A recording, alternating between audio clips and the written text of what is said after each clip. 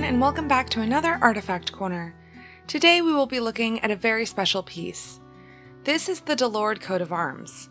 Henry Delord was born in Nimes, France on July 15, 1764. His family was upper class, and Henry was very proud of his French heritage. Whilst he was also very proud to become an American, he remained true to his roots. So let's learn a bit more about the history of coats of arms. What is a coat of arms? Here is a quote from Peter O'Donoghue from the College of Arms, which is the official heraldic authority for England, Wales, Northern Ireland, Australia, and New Zealand.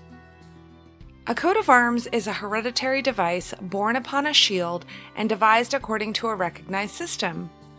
This system was developed in Northern Europe in the mid-12th century for the purpose of identification, and was very widely adopted by kings, princes, knights, and other major power holders throughout Western Europe.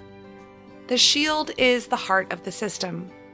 Below the shield, or above the crest, is displayed the motto, a latter development.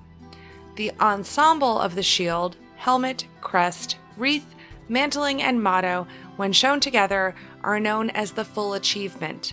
But it is very common to find only the shield, or just the crest and wreath, or crest, wreath, and motto displayed alone. No family can have a crest unless it also has a shield. Coats of arms, then, were adopted for the practical purpose of identification by those who participated in warfare at a high level. These European nobles were also, during the 12th century, becoming increasingly enthusiastic participants in tournaments, the very rich man's sport par excellence at the time.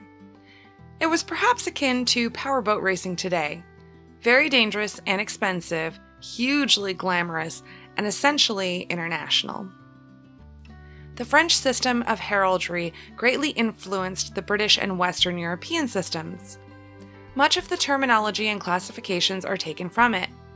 However, with the fall of the French monarchy and later empire, there is not currently a fons honorum, power to dispense and control honors, to strictly enforce heraldic law.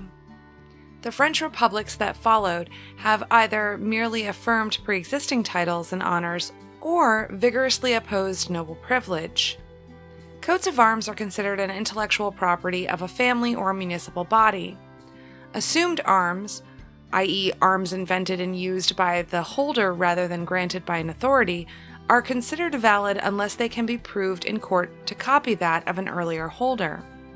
In the US, many of the states have adopted their own coat of arms, which are usually designed as part of their respective state seals. Vermont has both a state seal and a state coat of arms that are independent of one another, though both contain a pine tree, a cow, and sheaves of grain.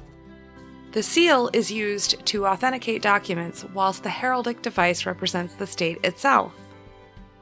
Henry's coat of arms is in lovely condition. It is a fascinating piece of 18th century European history, and we are so lucky to have it in our collections. Thanks so much for stopping by.